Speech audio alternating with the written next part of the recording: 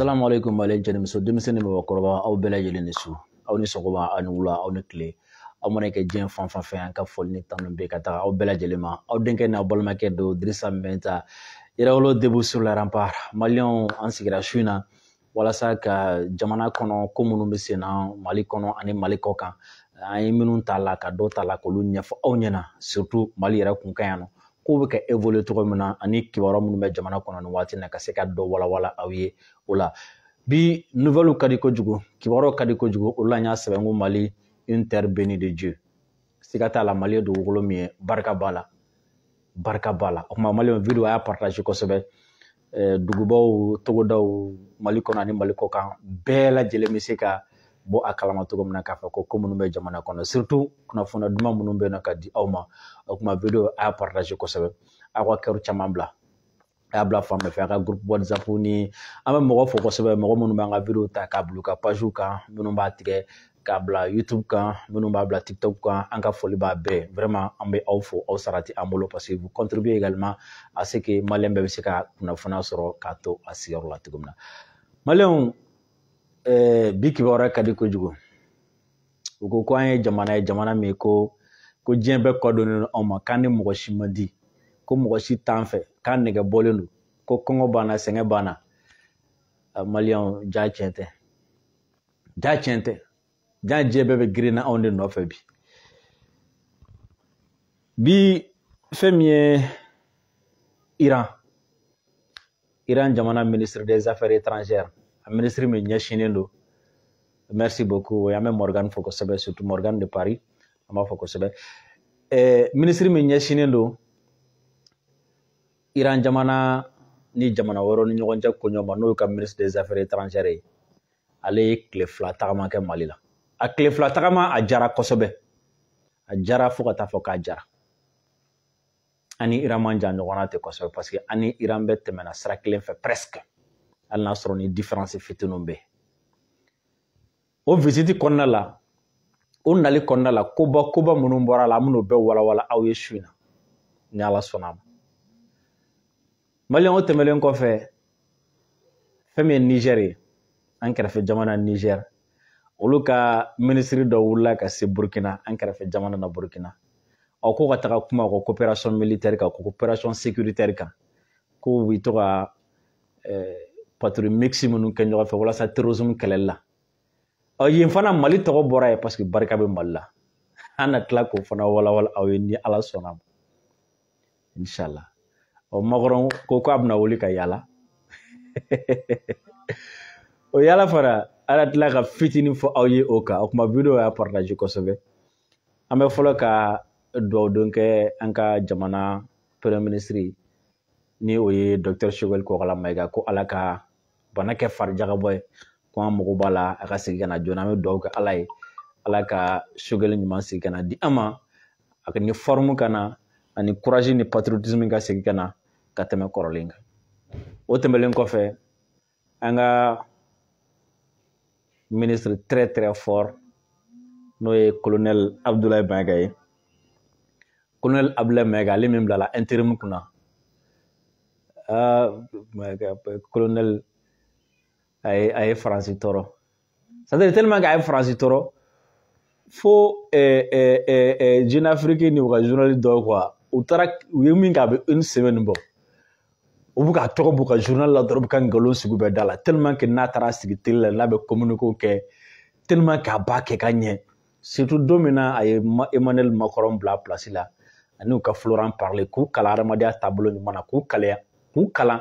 u yɛrɛ ka gafebaw kɔnɔna na olu yɛrɛ sɔnnen don kalankɛlaba minnu philosophe bamananw olu ye min sɛbɛn ko adamaden kan ka i yɛrɛ kɛ cogo min na i kan k'i yɛrɛ mara cogo min na olu ye min sɛbɛn fɛn min colonel Abdoulaye Mayiga ye a ka communiqué kalantɔ la a ye Emmanuel Macron ni Florent Parly hakili jigin la ko u bɛnbakɛw y'u kalan min na n'u ɲinɛ n'o kɔ ale b'u hakili jigin la o ma bɛn o ma u ye livre bɔ ka journal sɛbɛn ka manamanakan caman sɛbɛn a kɔnɔ colonel tɔgɔ la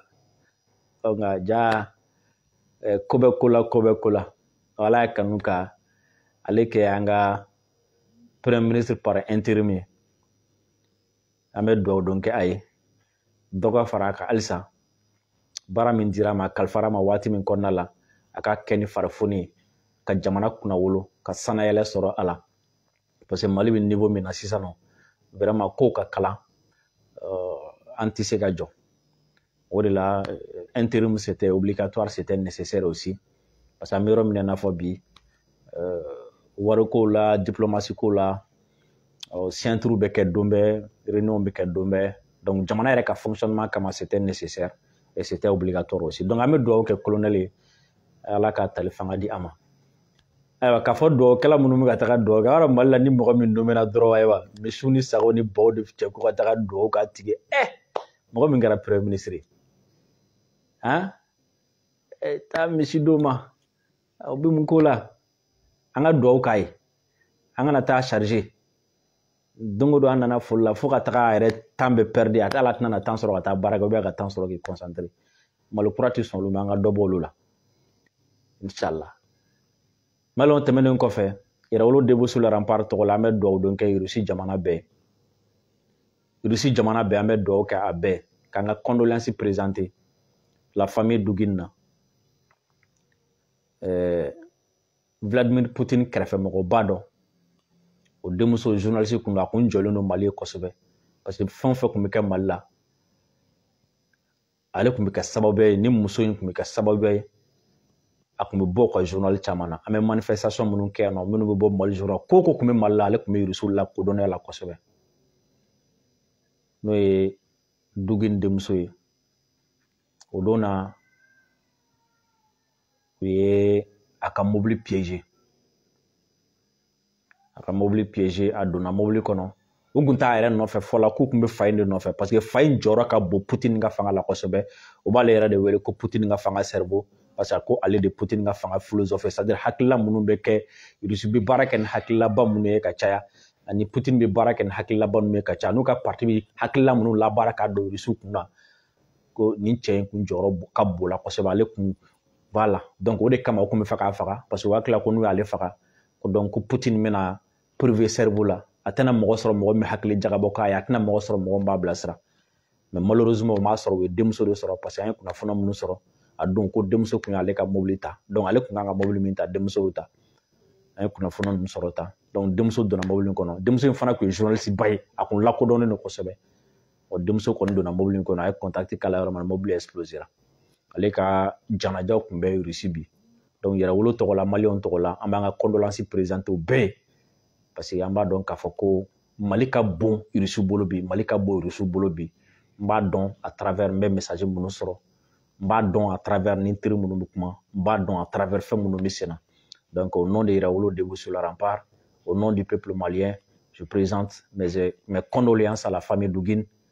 et mes condoléances au peuple russe à M. Dugin, à Vladimir Poutine et à tout le monde. Donc, vidéo à partager kosɛbɛ. Maliyɛnw yani an ka se an b'an da don sujet ba fɔlɔ min na o ye ɲɔgɔn ye min kɛra Burkina Faso entre le Niger et le Burkina. N'i ma fili Massaoud de taara Niger ministre des Affaires étrangères. Donc u taara Burkina ko ka taga baara kɛ fɛn min ye lakanako ye.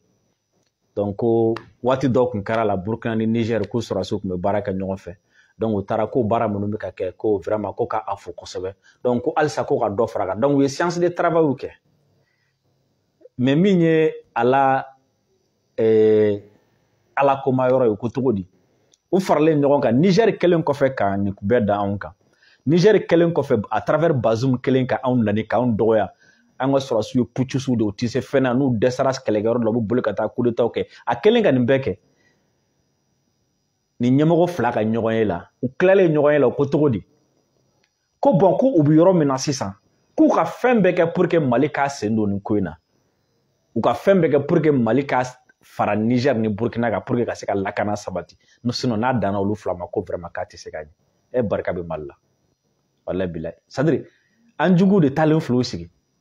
Minnu y'a yira diɲɛ bɛɛ la k'u t'an fɛ. Minnu y'a yira diɲɛ bɛɛ la ko k'anw de ye problème ye. Minnu y'a jira diɲɛ bɛɛ la k'an tɛ se fɛn na. Minnu y'a yira diɲɛ bɛɛ la ko se tɛ anw ye. Minnu y'a yira diɲɛ bɛɛ la ko fanga tɛ anw na. O Bazoum ka o Masawudi kelen ka t'i sigi. K'a fɔ ko olu ni Burkina bɛna nin baara min daminɛ. Ko tiɲɛ yɛrɛ la ko ni Mali ma fara k'a bɛ gɛlɛya k'u ka fɛn bɛɛ kɛ Mali ka fara u kan. Ko sinon ko lakana ko solution tɛ sɔrɔ a la. C'est-à-dire i bɛ se ka fɛn bɛɛ fɔ ala ko la quoi mais ala ye ala ye i bɛ se ka fɔ n nɛn ka di n tɛ sɔn ala ko ma n nɛn ka di n ma da ala ko la mais i yɛrɛ b'a dɔn i kɔnɔ ala ye ala ye ni ala ka alaya sera don min na i b'o segin o ma o don wala bila donc ninnu ka t'u sigi ka ɲɔgɔn ye kɛ u ka sɔrɔsiw b'u bolo ka fɛn bɛɛ b'u bolo nin bɛɛ dalen kɔ mali kan an sigilen bɛ an ka bɛri kɔnɔna la Assimi b'a ka bɛri kɔnɔ Sadio bɛ taga a ka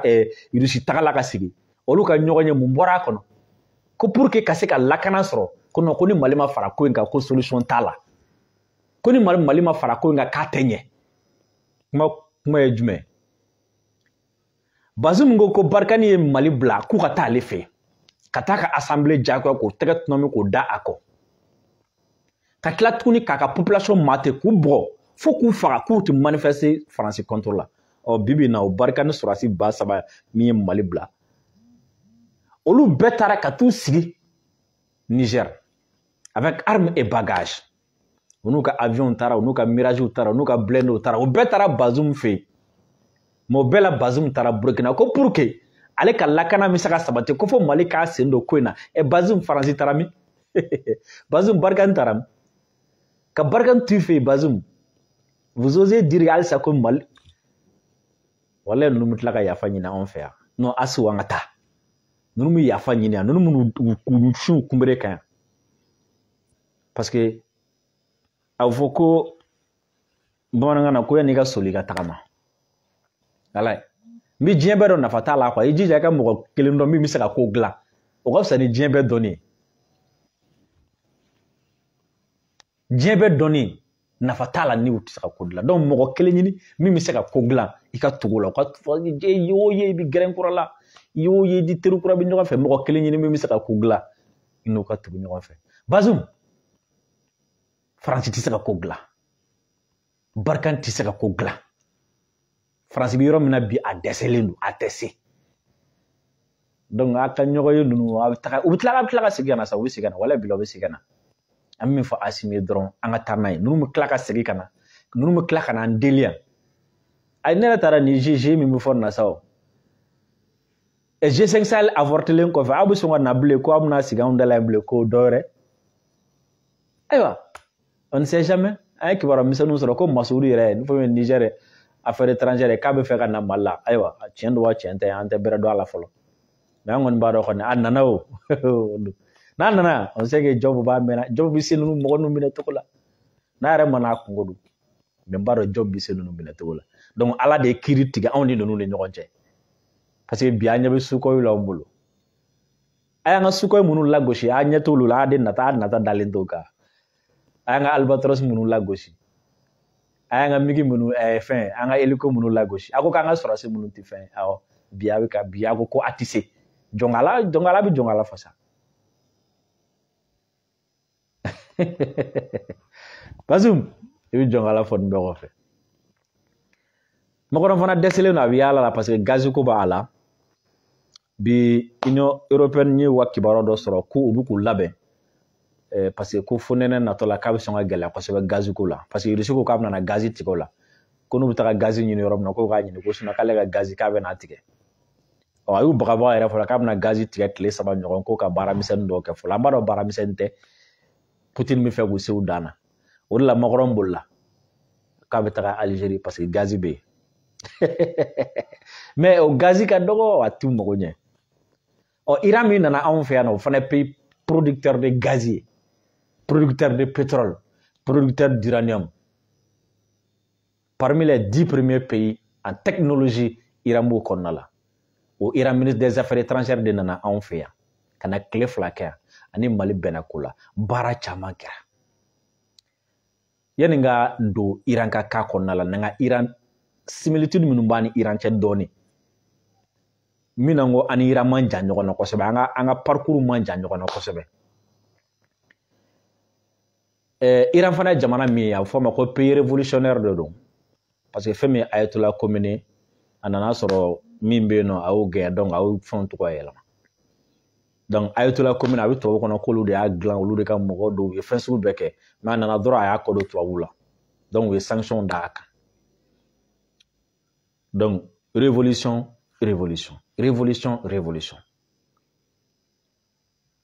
a ye tous les communes histoire ka jan n tɛna don a kɔnɔna la mais Iran ye pays révolutionnaire ye Mali fana bɛ min kɔnɔ o ye révolution Iran bɛ embargo kɔnɔ Mali fana tun bɛ embargo kɔnɔ Iran ni diɲɛ belebelebaw bɛ kɛlɛ la Mali fana ni diɲɛ belebeleba dɔ ka ciden bɛ kɛlɛ la mais Iran sera k'i jɔ pendant des décennies ni Ala sɔnna ma Mali fana b'a jɔ pendant des siècles o Iran de ka ministre des affaires étrangères nana Mali la ka kɔnye fɛn min ye Abdoulaye Diop ye ale tun ye tagama kɛ ka taga Iran o tagama de jaabi wolola na donc min bɔra ni visite na mais yan'o cɛ an ka Diop lamɛn dɛ Diop ye discours dɔ fana kɛ bi ne ko Diop ti faransi ti taa n'u ye dɔɔni a Ben bɔ komi Fune bɔ komi Fune komi n'a ka di quoi a y'a deli sa k'a ka taga ni ninnu ye dɔɔni denmisɛnninw don a bɛ ka taga n'u ye cogo min na makɔrɔni bɛ tigɛ an ka Diop ka discours fan dɔɔni lamɛn. Mais par-delà votre amitié, le respect que vous avez pour l'Afrique, pour les Africains, pour les autorités qui dirigent les pays africains. Monsieur le ministre, je vous disais tout à l'heure quand nous discutions, vous m'avez fait part aussi des expériences de votre président qui a visité beaucoup de pays africains avant de devenir président. Donc il n'a pas découvert l'Afrique dans un livre. Diop, ko monsieur le ministre ko an me baro la sano y'a fɔ ko aw ka président ko a ye farafina jamana caman yala fɔlɔ yani a ka kɛ président o la ne yɛrɛ b'a faamu o la k'a fɔ ko mɔgɔ min don a bɛ farafina dɔn kosɛbɛ ale ma farafina kalan livre kɔnɔ a bɛ kuma faamu Diop bi k'a fɔ ko Iran président ma farafina kalan livre kɔnɔ quoi c'est pour répondre à plaisanter ni minnu m'u t'u sigi o ka esclavagisme minnu m'u t'u sigi kabala k'u dɔn ma se Mali la kabala k'u dɔn u tɛ farafina dɔn ka t'u sigi u ye farafina dɔn mun fɛ à travers exploiter o livre minnu fɛn minnu sɛbɛn Mali kan u ye farafina kan olu ka farafina dɔnni dan ye o ye u bɛ farafina kalan livre de kɔnɔ n'i ye français caman ni américain caman ni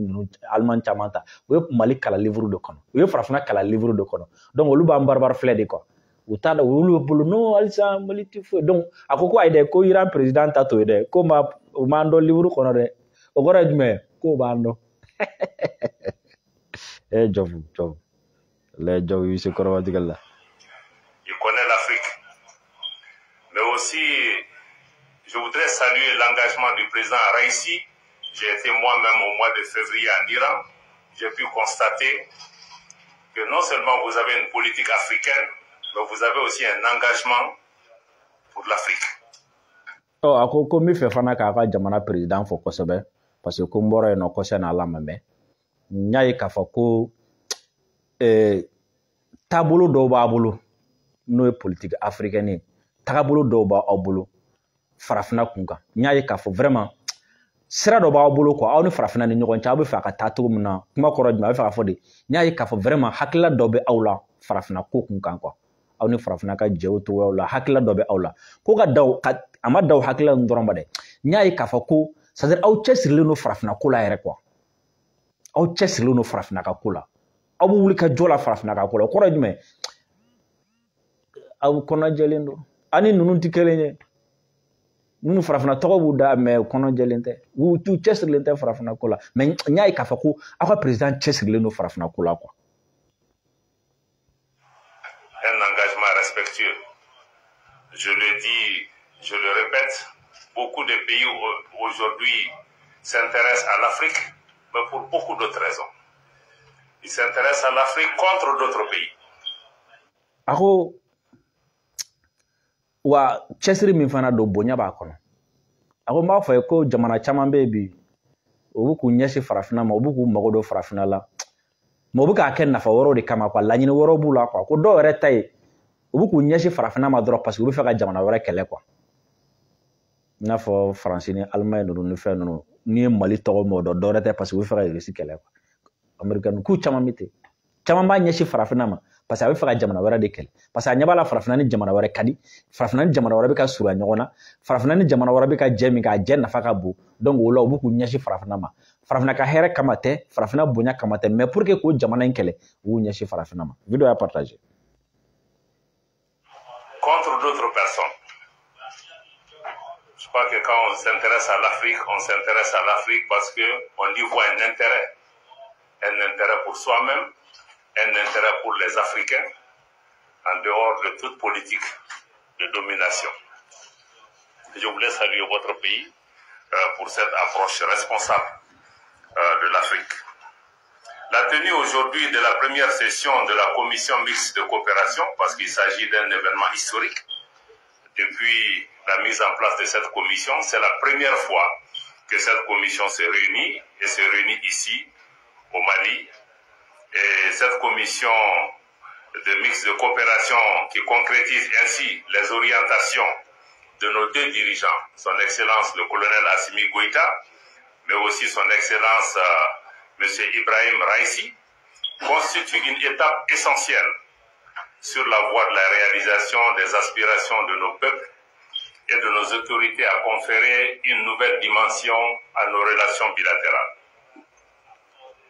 C'est aussi un moyen pour promouvoir les liens de fraternité, les liens de solidarité, les liens d'amitié, les liens de coopération entre nos deux pays, dans les domaines et dans différents domaines, mais aussi pour entrevoir des perspectives prometteuses. Excellence, Monsieur le Ministre, chers frères, cette rencontre inaugurale d'une nouvelle étape sur le chemin du renforcement de la coopération nous offre le cadre idéal pour évaluer le chemin parcouru en matière de développement des relations entre nos deux pays, mais aussi pour élargir les domaines de ce partenariat. À ce titre, je tiens à saluer le travail remarquable accompli par nos experts, dont les conclusions, je voudrais m'en féliciter, nous permettront de renforcer les acquis, mais aussi de réaliser les projets relevant des domaines prioritaires comme la santé, l'agriculture, les infrastructures, l'ingénierie, les mines et l'enseignement supérieur. Je me réjouis que de cette excellente opportunité de réfléchir ensemble et échanger nos vues sur les perspectives d'émergence de nouveaux partenariats féconds afin de trouver des solutions idoines à nos préoccupations communes. Un tel exercice nécessite bien entendu la prise en compte des exigences d'un monde en perpétuelle mutation, dont les défis majeurs aujourd'hui se posent en termes de paix, de stabilité, d'amélioration de l'environnement des affaires, de lutte contre le terrorisme et la prévention de l'extrémisme violent. Défis auxquels, Monsieur le Ministre, nos deux pays demeurent confrontés, le terrorisme demeurant un défi majeur, mais nous devons aussi rappeler, Monsieur le Ministre, que le terrorisme tel que nous y faisons face aujourd'hui, dans les dimensions que nous connaissons, est en grande partie un produit fabriqué. Aywa, Jobe Adam na de ko gɛlɛyaba min b'an kan terrorisme b'a la ko mais a ko terrorisme ko fɛn de don fɛn min ni a labɛnna kɔfɛ dɛ a labɛnna kɔfɛ k'a ta ka na k'a cun an kan de sinon k'a fɔ ko an ka jamana kɔnɔ yan ko kɛlɛ dɔ de bɛ yan ninnu de ye dɛ a labɛnna kɔfɛ k'a ta ka na cun an kan yan. Pour des objectifs géopolitiques inavoués, pour aussi imposer à nos pays souvent une guerre par procuration. Ko ka laɲini ye jumɛn ye a minnu b'a kɛ a dɔw la laɲini dɔw b'u la u tɛ sɔn k'o b'u dɔn u t'u fɔ u b'u dusukun kɔnɔ wa a dɔw la a kɛkun ye jumɛn walasa u bɛ fɛ ka jamana dɔ kɛlɛ u bɛ siran o jamana u tɛ se ka taa o jamana in na u bɛ fɛ ka mɔgɔ dɔ kɛlɛ u tɛ se o la u bɛ fɛ ka fɛn dɔ kɛlɛ u tɛ se o la donc u bɛ nin terrorisme dilan ka na cun anw kan yan walasa ou bien a dɔw bɛ yen nɔ u bɛ fɛ ka diɲɛ mara géopolitique quoi pour que ka jɔyɔrɔba sɔrɔ ka tɔgɔba sɔrɔ i n'a fɔ faransi filɛ ne ka min kɛ a mago b'an ka dugujukɔrɔ nafolo la pour que ka se ka fangaba sɔrɔ diɲɛ na faransi mago bɛ anw ka jamana na walasa diplomatiquement ale bɛ se ka jɔyɔrɔba sɔrɔ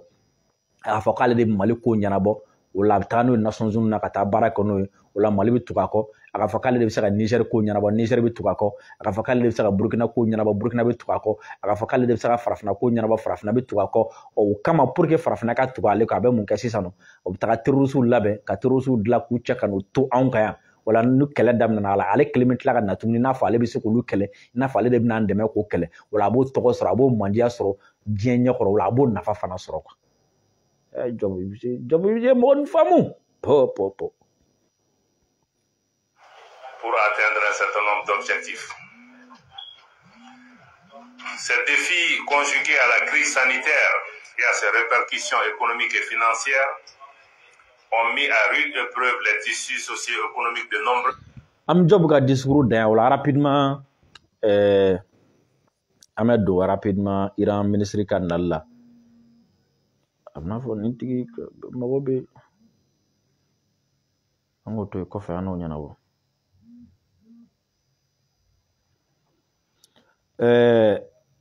Iran ministre ka nalla o communiqué conjoint do kɛ o ni Mali jara ka communiqué do kɛ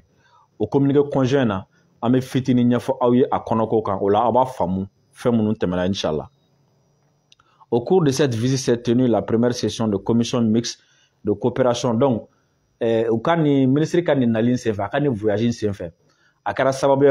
ye jɛkulu dɔ kun bilalen don sen kan jɛkulu min ni maliyɛnw b'a kɔnɔna la iraniyɛnw b'a kɔnɔna la o jɛkulu in fana u ka ɲɔgɔn ye fɔlɔ tenu la première session o jɛkulu in ka ɲɔgɔn ye fɔlɔ o kɛra nin tagani ka segin senfɛ nin tagani ka segin senfɛ fana fɛn min ye experts fana Mali experts ni Iran experts olu sigira ka kuma kɛ wala